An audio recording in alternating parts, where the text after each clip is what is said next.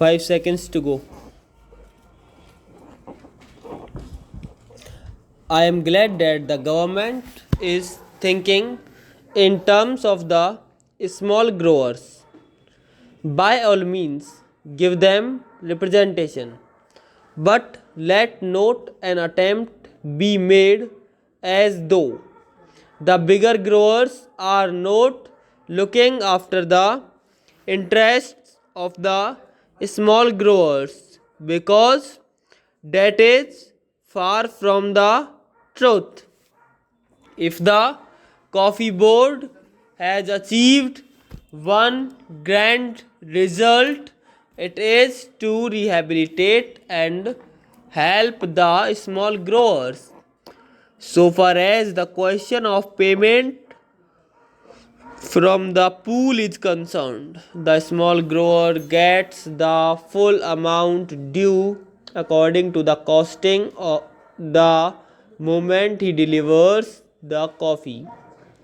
There is a separate method of costing, and the whole amount is paid immediately, whereas in the case of the bigger growers it is not so. Payments are made as and when coffee is sold in the market and abroad. Supposing this aid was not there for the small grower, what would have happened? He would have had to make distress sales. He would have had to take whatever the market was able to offer, and he would not have had the benefit of export prices, which rule as much as 100% over and above the home prices. The price of coffee abroad is twice as much as it is in India. The small grower would not have had the ghost of a chance of getting higher prices by the sale of coffee to foreign countries. Not only that, he also gets his basic prices immediately on delivery of the coffee to the pool.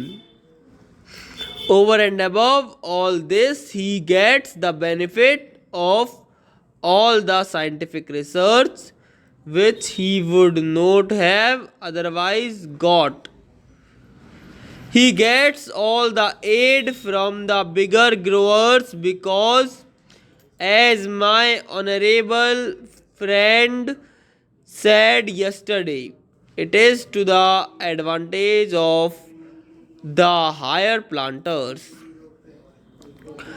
to help the smaller ones. There is a disease which is communicable and which can destroy the neighboring estates.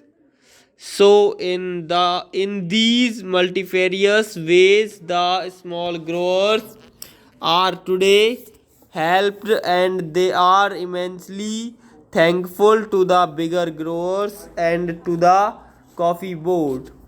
Now a special play is sought to be entered on behalf of the small growers. What I say is that we can have representation for small growers on the board. That is perfectly right, but let there be no suggestion whatever to the effect that the cause of the small growers was neglected. That is not correct. As regards financial aid, that is a state problem, that is a union problem, and that is a problem for the whole of the country in respect of all development activities. One thing I must say, and that is that there are obvious limitations for the small growers.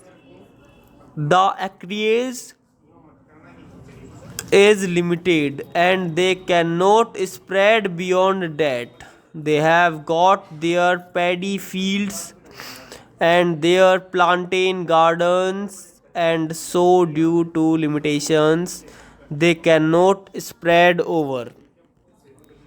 Any development of coffee means a large acreage, and that is not available to small growers. Any development of coffee means a large acreage, even if they have got the capacity. It is very difficult for them to find forest lands nearby. It is not easily possible for any man to go over 50 miles and then possible take up a jungle. So the small growers have their own limitations. I am not going into that, but what I do say is that this idea introduced for the first time here in the parliament, that the interests of the small growers have got to be especially protected, is I submit a policy which will create a difference between the bigger grower and the small grower. I submit that there is no reason whatsoever to distrust the plantation industry and deny them the right to select their own representatives and to introduce the word nomination here. Why should we have nomination if there is need for separate representation for the small growers? Why should we not reserve a seat in each place for the small grower? That is the easiest and the best way to give representation to the small growers. This can easily be done, and therefore I submit that the words or nominated may kindly be deleted from the bill. I do not know whether the procedure would permit of it because there are certain difficulties, but in any case, if at least we get an assurance from my friend that these 12 are going to be elected, it would be something gained for a poor like me and for the industry. After the question of constitution of the board comes the question about the chairman. On that question, I hope, sir, that the House will kindly appreciate that for more than one reason. It would not be the best arrangement to have a whole time appointed chairman. There are two suggestions in this connection. My honorable friend's suggestion is that it must be an elected office, as hitherto he has also said that out of the 13 years, only for 1.5 years has there been a planter as chairman.